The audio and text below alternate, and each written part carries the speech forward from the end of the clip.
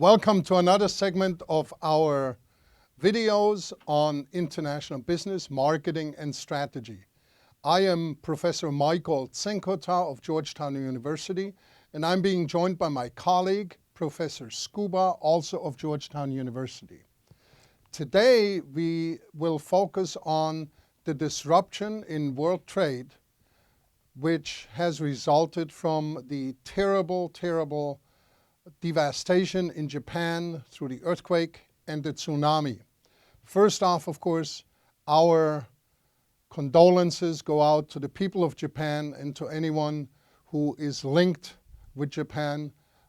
This gruesome event will be in mankind's memory for many decades and even centuries to come.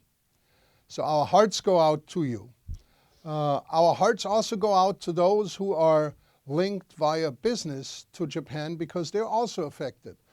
Traditionally, one would have thought that, well, here is a local event and that will only have local repercussions. But now that we listen to, for example, US car producers, Japanese car producers, electronic firms which use components from Japan, we're all of a sudden discovering how close we are and how important the repercussions are for our activities. So for example, just the other day it was announced by Toyota that they try to begin again some minimal production of Prius cars or Prius cars because there simply were not enough facilities available to run full production runs. But quite apart from what happens in Japan with production, there's of course also the entire issue of those who are part of the global supply chain and who use components and other supplies coming from Japan. My colleague, Professor Skuba, will be addressing us a little bit also about the supply chain issue, but he will also be talking about the entire issue of currency repercussions. So please, Charlie. Well, thank you, Michael. Yes, indeed, our condolences do go out to the poor people and their families. The tragedy of people looking worried about their loved ones and missing loved ones, and it's just beyond belief. But many companies did look to Japan and realized that Japanese suppliers played an important part in some of the global supply chains. Here in the United States, General Motors, the General Motors factory in Los Angeles, was forced to close for several days because some key parts in their just-in-time inventory system came from northeastern Japan.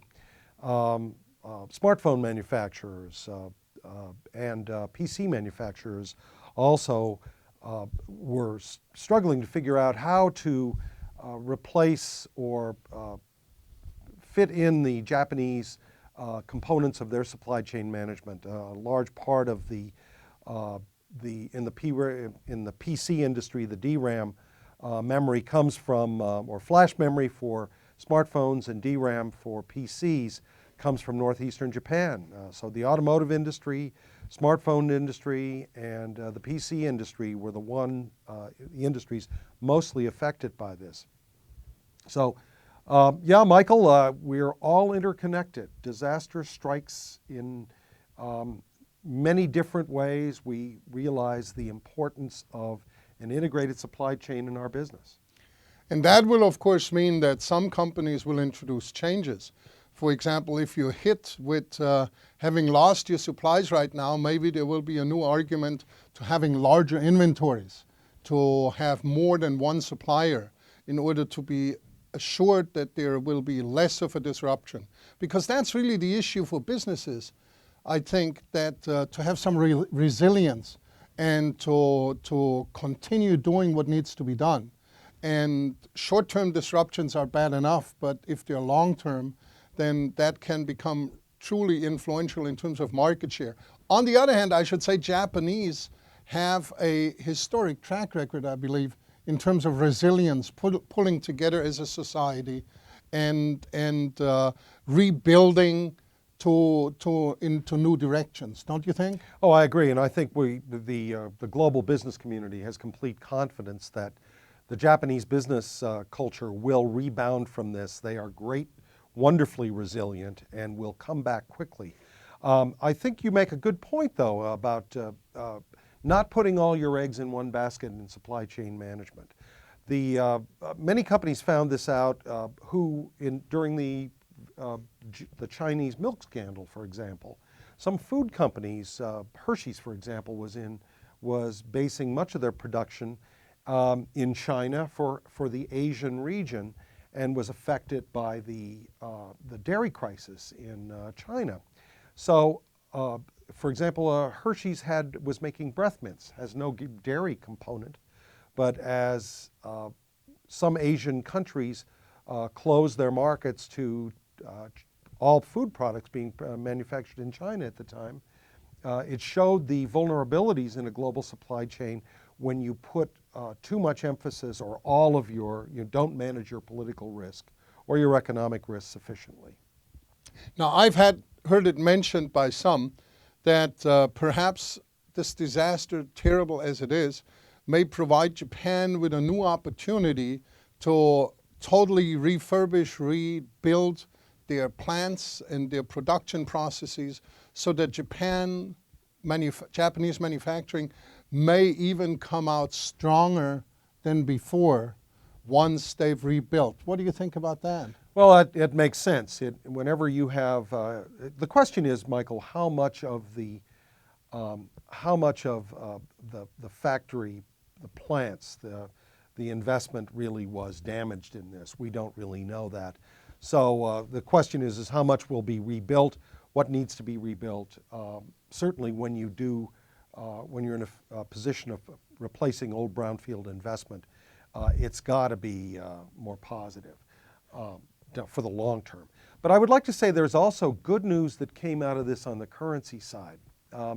We've been in a period since September of 2010 of a global currency war, as the Brazilian finance minister, Guido Mantega coined it, as some currencies around the world, as money sought higher interest rates and a higher reward, and as speculators looked for appreciation of certain currencies, there was nervousness among some countries to watch their currencies appreciate significantly.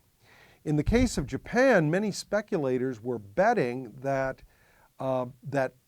Japanese yen would be coming back into the country to rebuild. And in that process, the yen began to appreciate even more, reaching the mid-70s against the dollar. One positive sign that came out of this was the G7 economies worked together to intervene to prevent further appreciation of the Japanese yen. I believe the yen stabilized back again in the 80s. This was positive. So in a period of currency wars, we see the developed economies of the world cooperating to help their Japanese colleagues. Positive news. And that is good news, and it shows that as a global community, we can and frankly we should pull together on achieving objectives that are transcendent and going beyond borders. Because obviously the entire process of rebuilding in Japan will become an issue of who's going to pay for that, especially with a large existing government budget deficit that exists there. But on the other hand, again, Japanese individuals have shown how dedicated they can be and how successful they can be in pulling together and rebuilding. Thank you very much for your attention. I'm Professor Michael Czinkota, together with Professor Charles Skuba, both of Georgetown University's University. McDonough School of Business. We could do this as a duo. Thank you.